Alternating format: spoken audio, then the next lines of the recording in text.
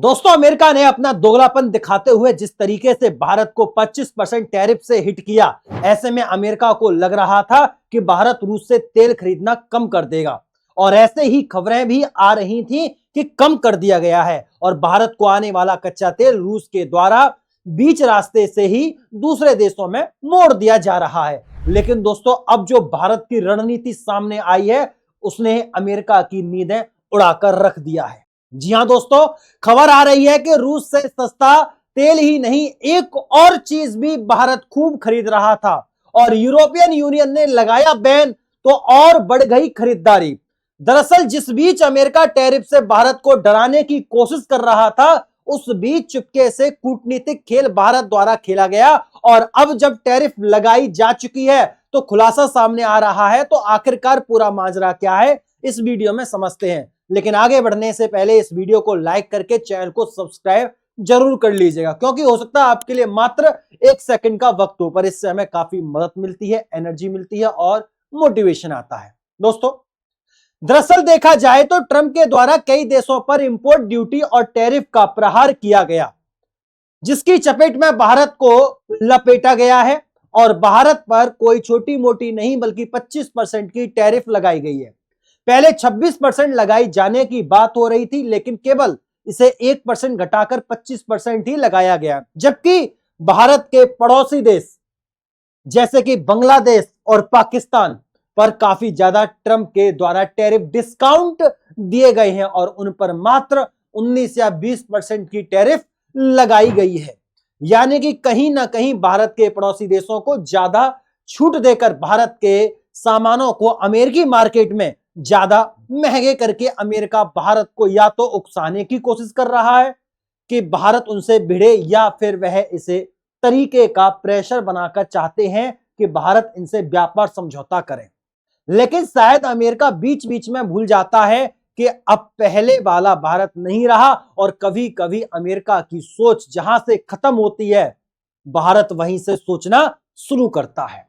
और इस बार पूरा वेस्टर्न जहां रूस से तेल खरीदने तक ही सोचते रह गए, वहीं भारत नेफ्टा तक पहुंच गया।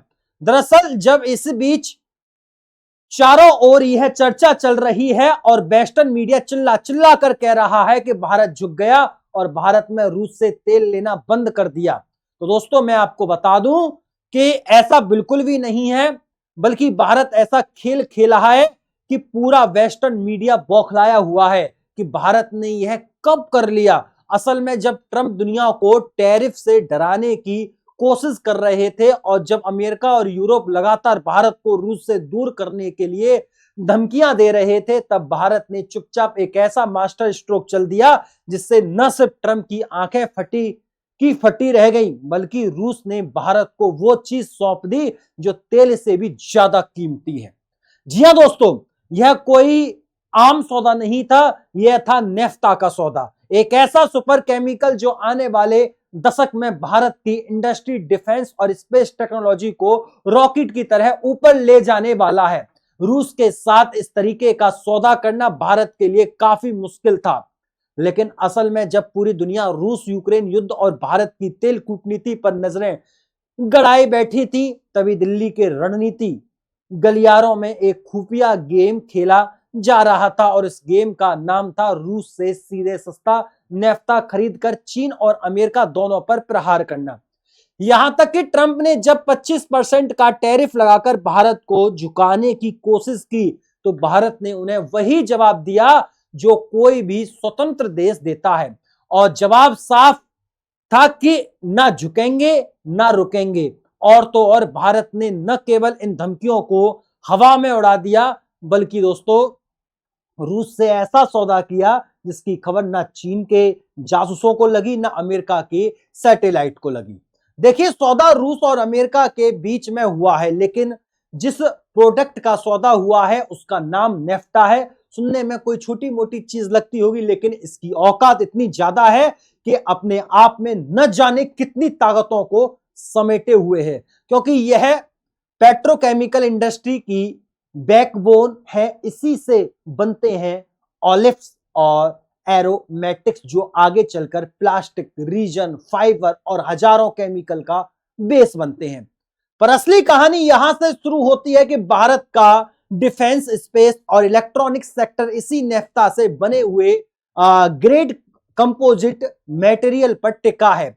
आपके फाइटर जेट की बॉडी हो या ड्रोन के हल्के हिस्से, सब कुछ इसी नेफ्टे की डेरिवेटिव्स से बनते हैं। और जब यूरोप ने फरवरी 2023 में रूस से तेल उत्पादों पर बैन लगाया, तो वही नेफ्ता जो यूरोप ने ठुकराया, भारत ने उसे दोनों हाथों से लपक लिया, वह भी कौड़ियों के भाव। अगर आपको नहीं मालूम तो बता दें कि 2025 के पहले 6 महीनों में भारत ने रूस से 14 लाख टन नेफ्टा खरीद लिया है। यह नेफ्टा सीधे गुजरात के मुद्रा हजीरा सिक्का जैसे पोर्ट्स पर उतरा, जो अब एशिया की नई एनर्जी मीडियम बनते जा रहा है। पहले यह माल यूएई से आता था, अब रूस से सीधा सस्ता और तेजी से आ रहा है। इससे भारत ने न केवल अरबों रुपए बचाए, बल्कि एक ऐसा एनर्जी स्टॉक तैयार किया जो भविष्य के हर संकट में काम आने वाला है। और इससे सबसे गहरा प्रहार पड़ा है चीन की मोनोपोली पर, जिसने अब तक केमिकल इंडस्ट्री में कच्चे माल के दम पर दुनिया को गुलाम बना रखा था। दरअसल जब यूरोप ने रूस से आयात पर पाबंदी लगाई और अमेरिका ने भारत पर 25% टैरिफ की धमकी दी, तब किसी को अंदाजा नहीं था कि भारत एक साथ 3 निशाने साधने वाला है।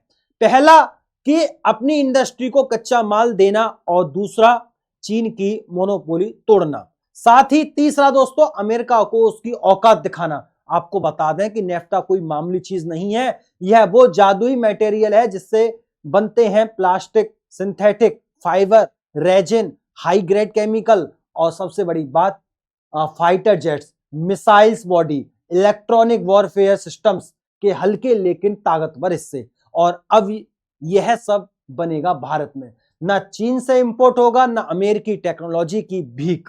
अब सोचिए, जब यही एडवांस केमिकल भारत में बनने लगेंगे तो न सिर्फ भारत की डिफेंस सिस्टम में क्रांति आएगी, बल्कि मेक इन इंडिया को भी मिलेगा असली फ्यूल, जो कि यह है चीन को जड़ से हिलाने वाला झटका।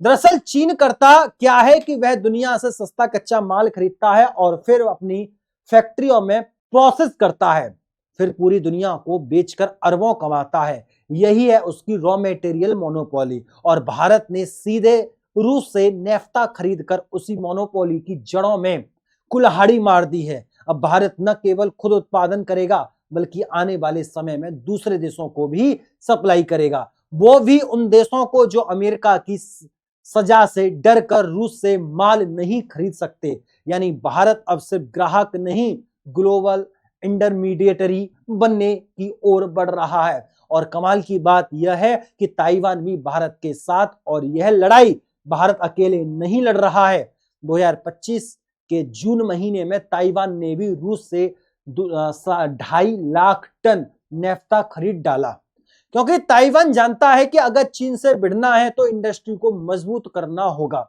भारत और ताइवान दोनों एक ही सोच के साथ, एक ही सोर्स से, एक ही स्ट्रेटेजिक रॉ मटेरियल खरीद रहे हैं, जो कि कोई संयोग नहीं है। यह है कि अघोषित आर्थिक युद्ध जहां भारत और ताइवान मिलकर चीन की जड़ हिला रहे हैं। और यह भी एक अच्छी बात है कि यूरोपियन यूनियन ने रूस से नेफ्ता लेना बंद कर दिया है।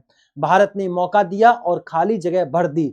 अब भारत न केवल अपनी जरूरतें पूरी कर रहा है, बल्कि खुद को एशिया का नया एनर्जी और केमिकल हब बना रहा है। और सबसे बड़ी बात कि कल जब भारत के बने कंपोजिट मटेरियल, फाइबर और एडवांस केमिकल दुनिया को सप्लाई होंगे, तो भारत उन देशों की मदद करेगा जो अमेरिका के डर से रूस से सामान नहीं खरीद सकते। बाकी आपका रूस से नेफ्ता खरीदने पर क्या सोचना है? अपनी राय कमेंट में जरूर बताएं और इस वीडियो को लाइक करके अपने मित्रों तक जरूर शेयर करें। ऐसे ही जानकारी लेने के लिए, ऐसे ही नॉलेजफुल वीडियो को देखने के लिए आप हमारे चैनल को सब्सक्राइब कीजिए, बेल आइकन बटन को दबाइए, और ऐसे ही वीडियो के लिए हम दोबारा मिलेंगे आप सभी के सामने। तब तक के लिए नमस्कार,